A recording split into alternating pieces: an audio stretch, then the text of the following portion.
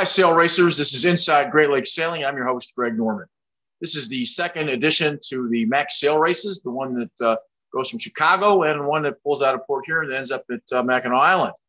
We did Chicago about 3 days ago. We're picking up with the Port Huron, Bayview's Port Huron to Mac race.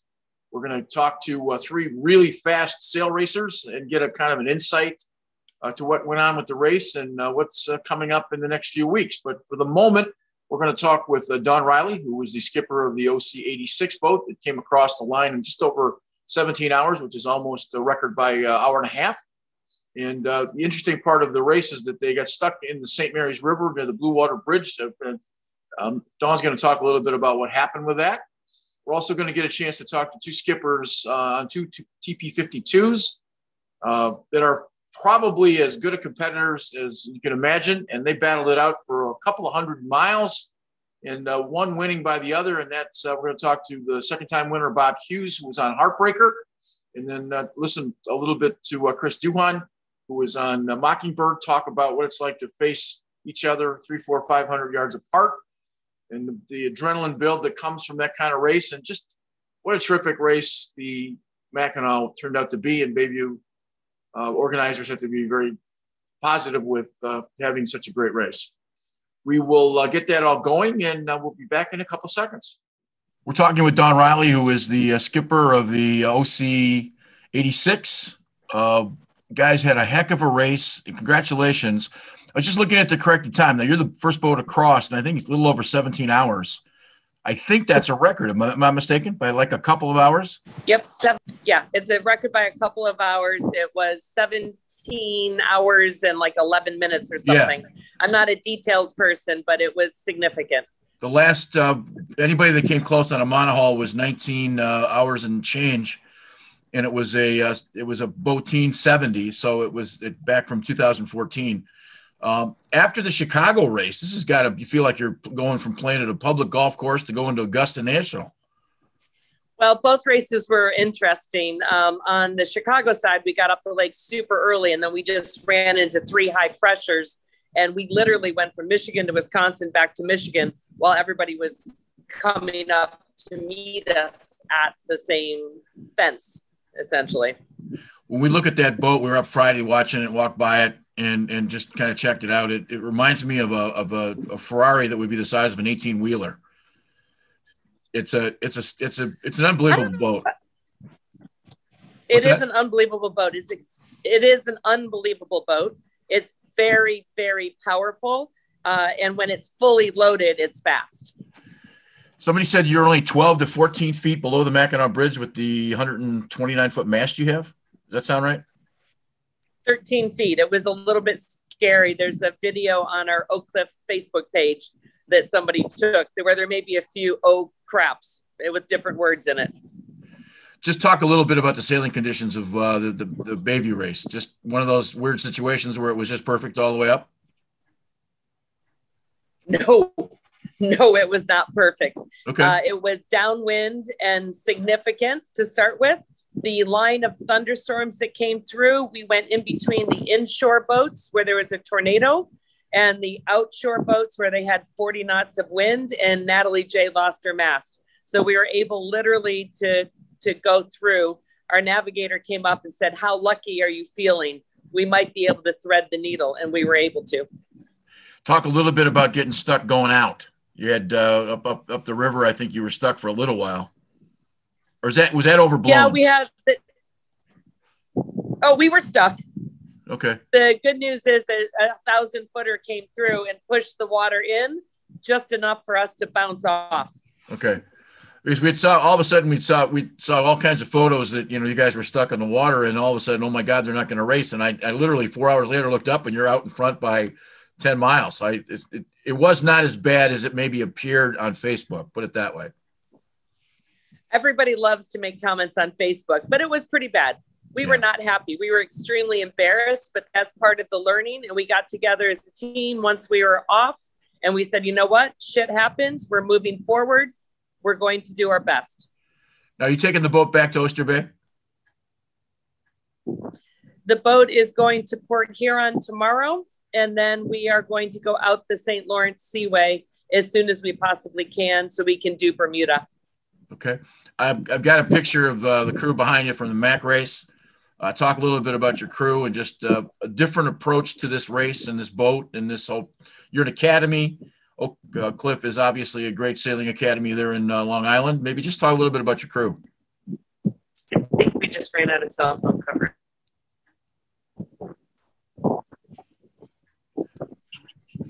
There we go. Let me ask the question again. I got you. Can you hear me? I can hear you, but I just can't see you. Okay.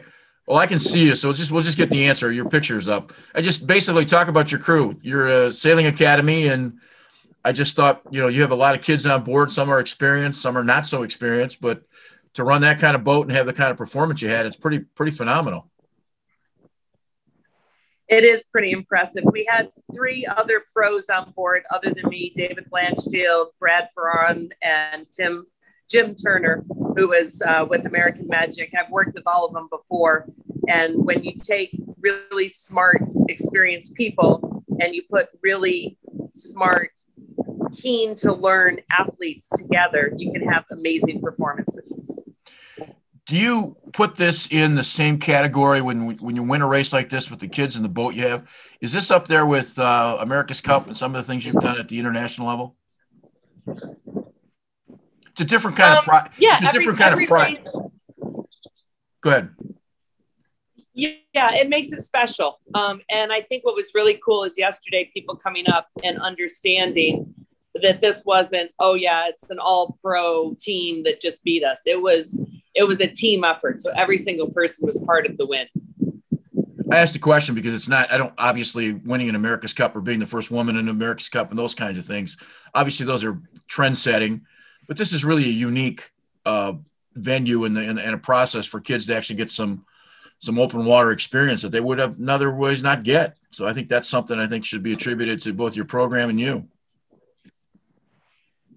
Thank you. It's paying it back, paying it forward. And every single one of those people in the photo behind you has an opportunity to be a professional sailor now. They have real marketable skills that they will continue to build because some of them are only 15, but they have job skills now. So this is a workforce development program as much as anything. I have 2 practical questions. How do you turn a boat that size around in the Black River? I don't know because I did not do it. Okay. That's Zach Kruger, who's 23. He's the boat captain. We took I have a laser for my golf bag, right? You can get the distance. And the river where you parked, it's only like 115 feet wide. That's why I thought that was amazing. It's entirely possible that they backed in. Yeah, it was. Just briefly talk about Chicago, the Chicago to Mac race. Well, the Chicago to Mac race, I broke my hand just 2 days before. Yeah, so it was a challenge. Yeah, challenge for me. It was light air. It was a lot of flies and bugs, everything that you expect in Lake Michigan. But still, it was amazing to get done. We have 22 people on board the boat. So it was probably okay that our first foray with everybody there was light air. Now, remember, we also did train for a full week in Macatawa, Michigan. Right. So almost everybody in both races had at least 3 or 4 days on the boat practice because it's important. you're going to go? Where do you park it when you go back to Long Island? It will go hopefully to Steel Point Marina in Bridgeport, Connecticut, which is across from Oyster Bay, New York. Where we are, there's plenty of water to sail around, but there's not enough land space to get it out. It's a massive boat. What's the draft on that? Well, funny that, 16, more than the 14 where we ran aground. Okay. All right. Well, listen, I appreciate your time. I know how busy you are. I just wanted to say congratulations, and I appreciate you checking in, and we'll get this up and posted. And what a great race. And again, congratulations. Thank you. That was Don Riley and talking a little bit about the OC86 and the race up north. And when that boat gets moving, it's interesting. Interesting story, too, about the crew and a little different approach to sail racing. Hopefully some of those kids on that boat will get a chance to be some big blue water sailors at some point. Next conversation, we're going to talk to Bob Hughes first, and then we're going to end up talking with Chris Duhon about their battle going up Lake Huron and get some insight to just how much respect they have for each other. We're talking with Bob Hughes, who was the overall winner of the 97th running of the Bayview's Port Huron and Mackinac race. Bob, first of all, this is the second year in a row you've been the best 52, and I think you won it last year, right? If I'm mistaken, we interviewed you last year. We did, and we were super grateful for Bayview Yacht for putting on the race last year, which was great, and it was an amazing race. Last one was upwind. We literally beat the entire way, all the way into the slip, literally. And then this year was fantastic, different, a little bit of everything. Let me start with the most basic question. You go from the Chicago to Mac to the Port Huron to the Mac, and the two races could not be any different. I mean, they're completely different, just from a weather perspective. And talk about just you guys did really well in the Chicago race, but the Bayview, we watched the tracker, and it was you and Mockingbird all the way up, and you look like the last maybe 25 miles sort of pushed them and kind of beat them. So it must have been a fun race being sort of neck and neck like that for such a long period of time. Yeah, I mean, three things that will make this race memorable for me forever were, A, obviously the outcome was wonderful, but B, the dogfight that we had with Mockingbird, and then C, the conditions. I mean, we all of us have done how many of these races, and this race, I mean, for the 52 perspective, it was great because we had downwind running with the kites up, big air. We were going 22 knots, water over the deck. We were bailing like crazy. We had so much water in the boat. And then we had a tight reach, which typically helps the 70s and stuff like that. And then we were hard on the wind. And, the 52s are made to get to the windward mark first. So it was perfect for our boats. And it was a little bit of storm anticipation. We learned from past lessons, watching Phil and so forth kind of chase the storms. We were determined our strategy for off the line was to stay west of our competition because we thought the breeze and the storm was coming from there. And if we could get there, we could ride it down and in. So we gave up some stuff off the beginning to get over there and purposely stay west. Unfortunately, that paid off when the storm came and the wind shifted hard. The storm hit you guys. I mean, was it pretty severe out in the lake? Because it was pretty severe on land. I think it was worse on land. We got maybe 35, 40. We saw, it was not beautiful because it was daylight. We could see it coming down the water. And the guy said, "Hey guys, look what's coming." So we got the kite down. Like we had the 3 ready to go. It was just one of these times when you get it right. First those times like, damn, we didn't have anything hooked up right, ready to anticipate. But we had the 3 ready. We took the kite down. Cam made a great call to take it just at the right time. The guys did a great job of getting it down. And we were right into the 3 and off we went. And holding the high lane, and it just worked out. We couldn't have done it better from our crew. They did an awesome job. Let's talk about the sort of that long lag with sitting next to Mockingbird up and down. What technique, what tactic, what is it that you did in the last few moments to sort of inch it out? Because you didn't beat them by much more than what, a mile and a half? Quite a dog fight. So when I went to bed around midnight Saturday just to get a couple hours, and we were so well to the west and Mockingbird was well to the east, and the wind the way it was, there was no way they could get in line where we were. And I'm like, this is great. And I went to bed and I came up, full moon, 3 a.m. and it's just beautiful. And I looked at the guys, I'm like, before I started driving, like, where is Mockingbird?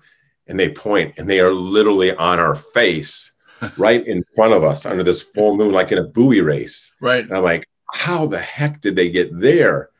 But they were there, and they sat on us tight on the wind. Instead of sounding like 9.2 knots, which we would be doing, we were pinching. And if we would have dropped down below them. They were faster than us, cracked off, but we could literally hold with them. So we were literally sailing 2 knots slower, hard on the wind to just live above them. And they sat like that for 100 miles. And you know, in a buoy race, trying to stay in a lay line, trying to hold your lane high on somebody that's trying to choke you off, try that for 100 miles. So that it was like when you're driving, like, I can't screw up. Because if we drop down in a little of them, we're going to get shot right out the back. So it was up and down, and they had a little different stay sail than we did that was helping them. And they just did a great job just holding it high and determined to do so. And I was worried that we were both sailing so slow, boats from behind us would catch us. But finally, when we got around, what's the top point there before you go a little left for the island? Rogers City? Yeah, past Rogers City before you start turn left. But it was, we were just holding on for maybe 100 yards behind them. We'd creep up to maybe 5 boat lengths, drop back to 7. And then when we got where we could get up by there where it freed for that last, 10 miles, we said, let's tack. And we tacked and got into a tacking duel, and we're able to wiggle out around them. Again, the crew just did by hiking all night, but they just executed the tacks really, really well. And we were able to wiggle, and it was just covering. It was just great one design racing all the way there. You couldn't ask for better racing. It was a bummer somebody had to lose. Does that, obviously you're not going to get that very often, but when you get it, it makes your heart feel good, because there's that competition that is so right there in front of you, and the concentration, and it just makes a whole difference. Yeah, when you're firing it, hard to stay awake during the race late at night, and then you've got that going on, the adrenaline just keeps you wide awake and keeps you wired. So yeah, that was a big thing, and that was what made the experience. We were on edge the whole time there. So this was a 203-mile course, and I think you guys were tracked at about 217 miles. So it was a pretty straight up the lake run. Is that fair? Yeah, that's fair. But the part, we were really hard on the wind going upwind. We didn't have to tack a lot. So it was upwind a lot, but it was straight, at the mark on the wind type stuff for a lot of it. But no, the team just did a great job positioning the boat and figuring out and it's so hard, we got it wrong during the Chicago Mac, and this was our turn to get it right. Mockingbird had beat us in the Queen's Cup and Chicago Mac, so we kind of owed them one. So that was good. When you win 2 Bayviews and you head to the bar, is it the skipper required to spend a little more or do anything different in the second year than he did in the first after winning? Well, 2 weird things happened to me in the Mac races this year. On the Chicago Mac, we got so close to shore, drifting in a big hole for 5 hours. I took a quick nap and I got woken up by a chainsaw. I've never been that close to a Mac race. I got woken up by a chainsaw on shore. This race, we get to the island. It was so fast. Sunday morning, there were power boats in the slips. And like you said, you want to celebrate and be there, but no one was else there. So it was kind of weird. You're hanging out with people that you don't normally see there. But once all the boats started coming in, so it's a wonderful feeling. It's great to see the island alive, all the other boats coming in, just that great festive atmosphere that the Mac races provide. It was awesome. We sailed Sunday morning, and I kept looking at my watch and looking at my phone just to track and see what was going on. And I had an iPad up on my pedestal. People in the boat were saying, "What do you keep checking on?" I said, "Literally, I'm checking every 7 minutes to see who's ahead between the 2 of you." And it was just we followed us. It was really fun to watch. It was very enjoyable. Mockingbird did a great job, and that made it so much fun. It was hard. It was really hard to get around them, and we were lucky to be able to pull it off at the end. And that's what makes this fleet so bad. Felt really bad about Phil and team on Natalie J with their rig breaking. That was a real bummer because obviously they sailed this race really, really well, and they're a great boat. So yeah. What's up next for you guys, the 52s? We're excited. This has been back to back to back. So Harbor Springs, the Ugata Regatta, we start Friday with 3 buoy races, and then the 2 long races Saturday and Sunday. And all the WindQuest will be back, Fox will be back, Vesper will be back. So the competition's going to be brutal. So just a few days here to work to try to put some food on the table, and then we get right back at it practicing Thursday. The crew is working really hard on the boat because for offshore, we have all the offshore equipment on board, the bunks and all that kind of stuff. We have different inshore certificates and ratings, so they're pulling all the stuff off it and getting the right sails and stuff. So really excited for Friday. Are you guys down at Bay Harbor now? No, this one's in Harbor Springs, okay, right in the city. And I'm back at work. I'm talking about your boat. Oh, yeah, the boat's en route as we speak. They just left Mac City, and they're on their way there. And then we'll have practice Thursday and start racing Friday. And can't wait. And I think that's kind of the best regatta anywhere is the Ugata. You can't beat it. The sailing conditions, are spectacular. Yeah. Well, listen, congratulations. I appreciate you taking 10 minutes out. We want to publicize this a little bit, and we had a chance to talk to a whole lot of folks. So thanks again, and again, good luck this weekend for sure. Oh, thanks so much, and thanks to my team for doing a great job, and a great job by Mockingbird. Cool. Thanks, Bob. We're talking with Mockingbird skipper Chris Duhon, and Chris is just coming off the Mackinac, just coming off a couple weeks ago, coming off the Chicago to Mac race. You guys have had a very successful season, finishing second in a ton of races and being right on the doorstep. That was also true for the last couple of weeks. Talk a little bit about the Mac, and then let's tell you what. Let's start with the Chicago. What Sure. That was an interesting race because you had so many different conditions. Is that a fair estimation? Yeah, I mean, we were lucky enough not to have any storms or any cellular, activity, any big activity. So you had to play the wind and weather. The lack of weather was the key, and the lack of wind. And you had to try to play where the wind was going to be versus what shut off from land breezes or sea breezes were going to happen.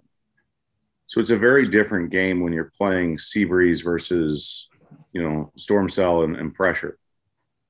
And it's tough. It's not easy. And every boat goes through it, no matter if you're a boat, on the Chicago side of the top sections or the T10s or Section 9. I mean, you're really having a struggle of keeping the boat moving at all times and trying to go towards the finish.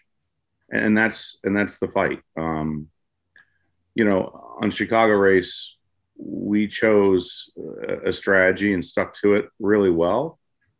We made a mistake and got caught within on the Michigan shore, a little inside of where we wanted to be. And so we parked up, and for 2 hours, we lost a lot of distance because our competitors are really, really fast and really good. On the Chicago race, we finished third out of the 52s, and we were scored second. Vesper beat us, and Natalie J won. And those two teams did a fantastic job on the water and sailed great, but because of that, because of something that happened, and I'm not exactly 100% sure of everything, but my understanding is that Vesper got protested by the race committee and lost a couple positions. And it's sad to see that, because on the water, they definitely beat us. Yeah. So talk about were you surprised that Eagle won in the Chicago race, got that far ahead? We watched them and tracked them, and there was points when they were literally 8 and 9 hours out. Now I understand they leave Friday. They have a 65-foot boat, and I mean I understand all those parameters, but that was unusual for that kind of a race, is it not? Well, no. When you're dealing with really light air, Eagle One's the crew did a great job and they sailed hard, but Eagle One's a fast boat, and you're dealing with 65-foot, basically built to cruise and race, and they leave in the cruising class and they get a massive, almost full day head start, but the wind pressure was different. And so it's not shocking to see a cruising fleet boat finish in front of us.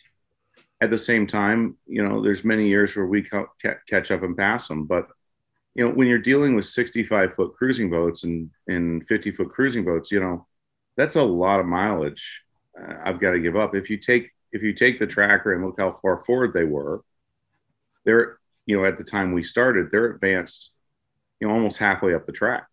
So for me, I think cruising fleet and racing fleet is somewhat of a dilution of what this race really is. I love the cruising fleet. I think it's awesome. My father-in-law sails in it.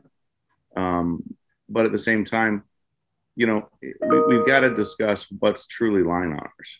Right. Is the cruising fleet starting that early line honors? Then, okay, that's fine. I'll accept that. But we should have a little asterisk on them if it's going to be a line honors flag. Yeah. I think there's a lot of confusion there. And look, they sail the same race. They do the same things, but,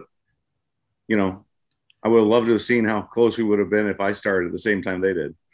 Can one tactical navigation mistake in a race of the magnitude of Chicago and Port Huron cost you a race? Oh, totally. 100%. 100%.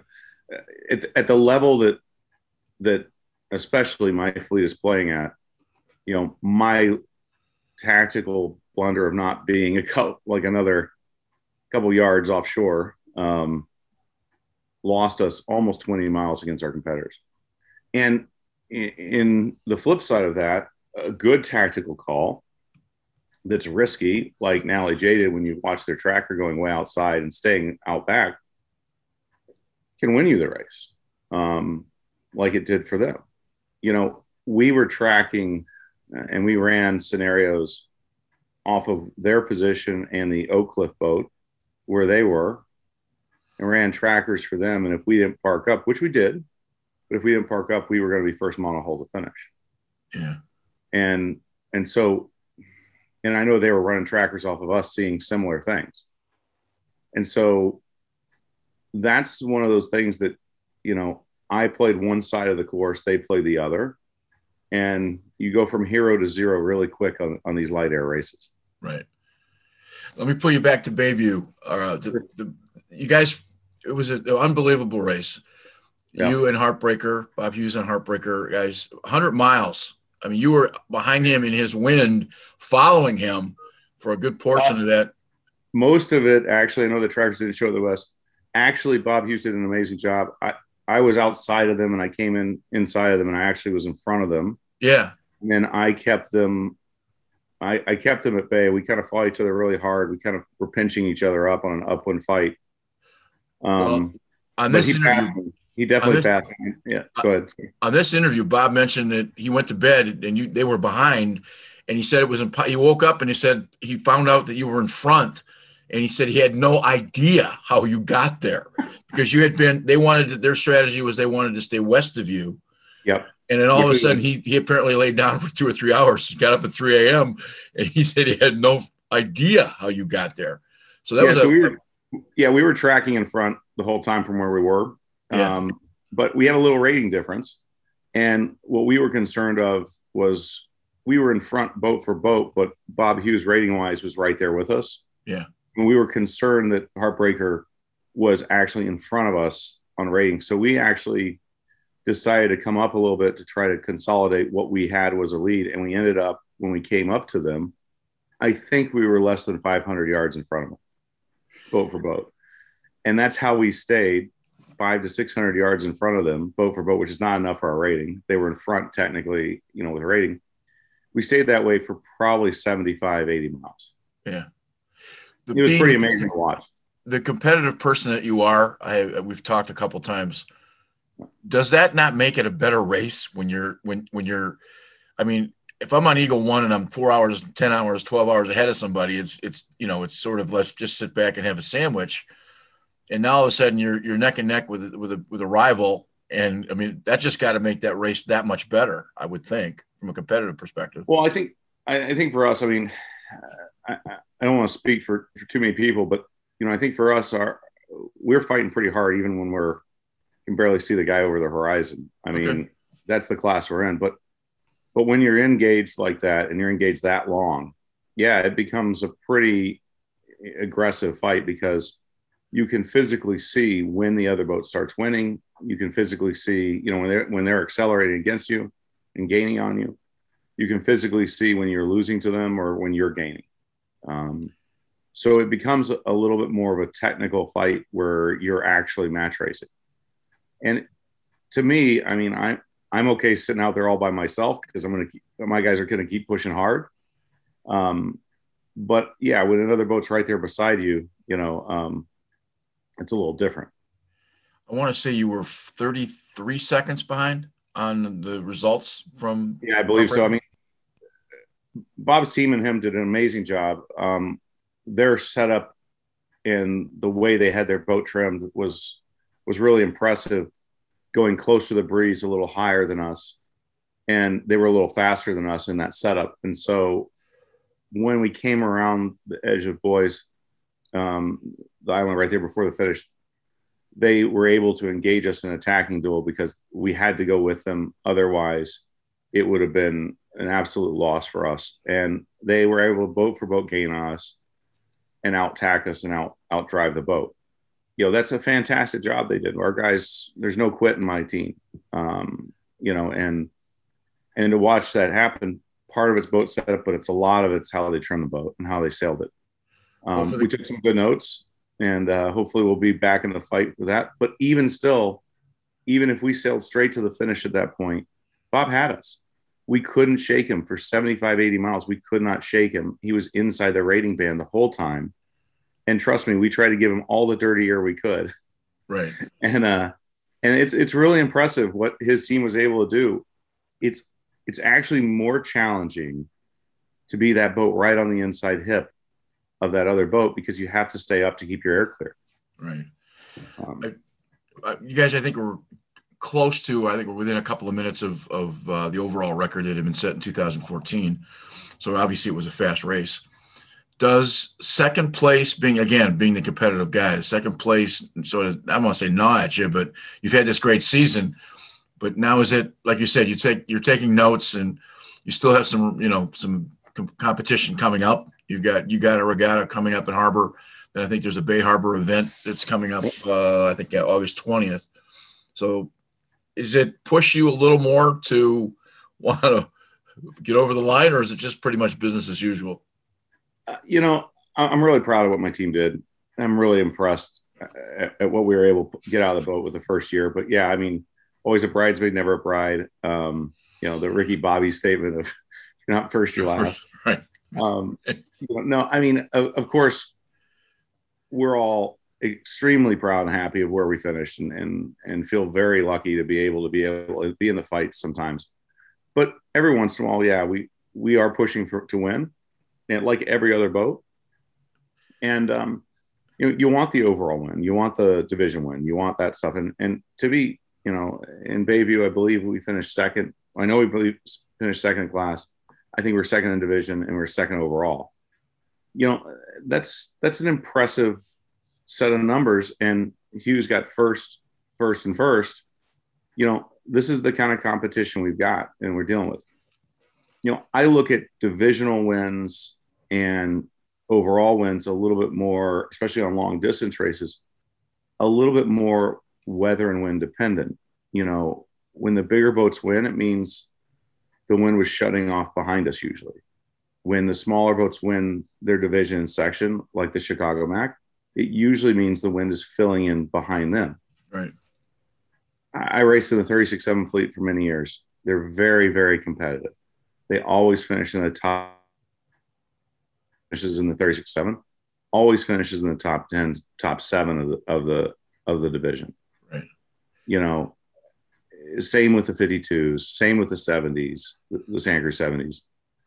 When you're in very competitive fleets, and I'm not taking anything from the Perk fleets either, they have some really amazing boats. You always see a couple of similar boats always finishing high in the divisions because they are that competitive at distance racing all the time. But a lot of that is wind and weather dependent. The last year's race against Shoreline, you guys, I think, were at 260 or 265 miles sailed for roughly a 205-mile course. This was a 215-mile sail on a 203-mile course. So it's also got to be more pleasurable just to have that kind of race because that it's a lot of it's downwind, I would think. Yeah, so off the start line on the Port Huron Mac was a downwind start. We favored going a little bit farther east. Our idea was staying between what we thought was going to be the top two boats coming off the line, which was us. Other than us, we thought it was going to be an LAJ and Heartbreaker. It was just because we know the performance of our two boats in the downwind setup like that. Vincitori's really fast, but they're not able to go as fast deep as our two boats are, and we were a little concerned about Defiance, where they be. And of course, the Oak Cliff boat we knew would take off at some point. But the idea was for our fleet was I kind of want to be the middle boat. So I had the option in the jibes, even though I might get ping ponged a little bit, I had the option in the jibes to stay east if the storm was tracking west like it was, or to go a little farther west for a little bit more power and a little more speed. So downwind start, downwind run, amazing downwind run. We were able to see where the storm was and kind of lose some ground. And LAJ was doing an amazing job. They were definitely out front until, they broke the rig. And so we chose an angle that would hopefully get us through the storms. And it actually did. We got pretty lucky. Because of that, when we got to the backside of the storms, we expected a shut off. This race was unique where after the storms, the wind never shut off. So with that being said, it became a super fast MAC ride because all of a sudden we went from a very, very fast downwind run to kite down in a major puff and storm kind of situation, lean on the jib and boom, we're right upwind. And the only slowness of it was that we actually had some leftover sea state that was really hard to drive through. Yeah. What you guys hit, from what Bob was talking, there were some times where you guys were hitting as high as 18, 19, 20 knots? Yeah, we were definitely over 20s. We were in the 25s to 27s. That's moving. Yeah, there's actually a time where we got hit by a really big kind of microburst puff. We were about a quarter mile in front of the cells that we were seeing in front of us, and it just usually doesn't happen there. We had an A2 up, which is a pretty light spinnaker, and I'm not really sure how fast we were going. I was a little busy. I was on the helm, and so it's immediately take it down. We have a system on the boat that releases the tack of the spinnaker, and it's called a Martin breaker, named after an injection seat manufacturer, because when you need to pull it, you need to get out of the aircraft quickly. Right. Otherwise known, get that thing out of the sky. Right. So we hit a puff and went bow down, was able to keep control of the boat.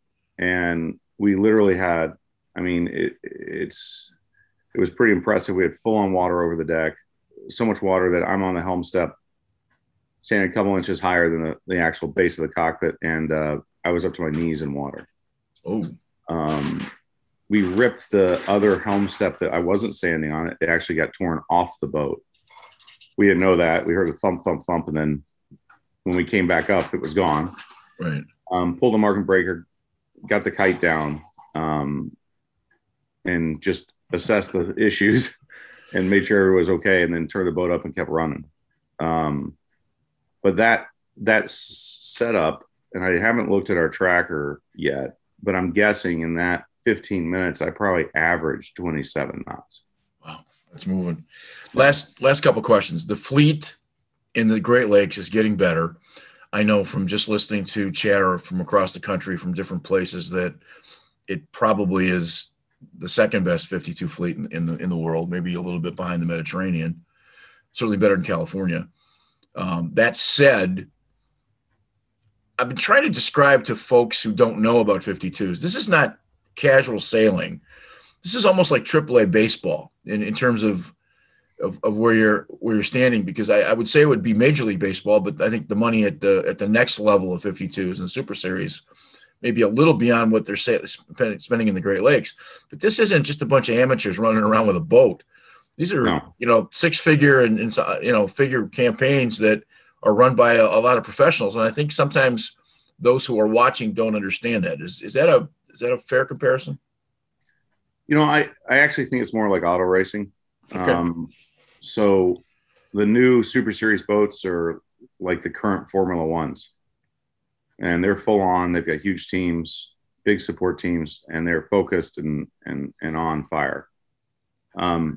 Then we race basically vintage Formula Ones. Okay. or Indy cars. Right. Right. And it's super high tech stuff. And, there's a lot of parts that break. There's a lot of stuff we have to do.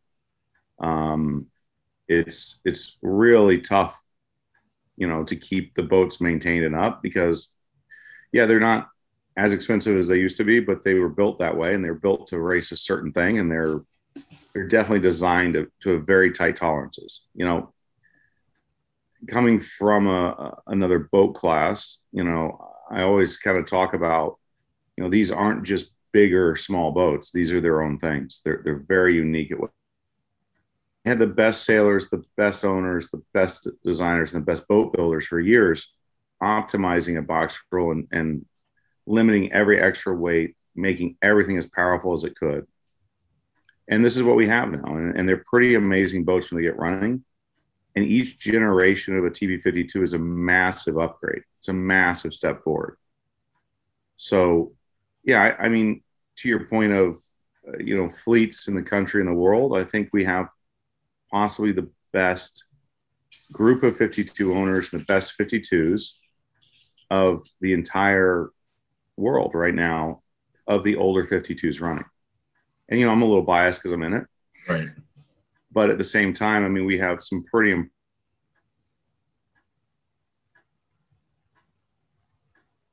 the competition is really tough. I mean, I know that we feel that, it's really rare, like the Chicago Mac, to have 7 52s on a distance race start line. I don't know where that's happened before. Yeah. Well, listen, I appreciate your time, and the best of luck.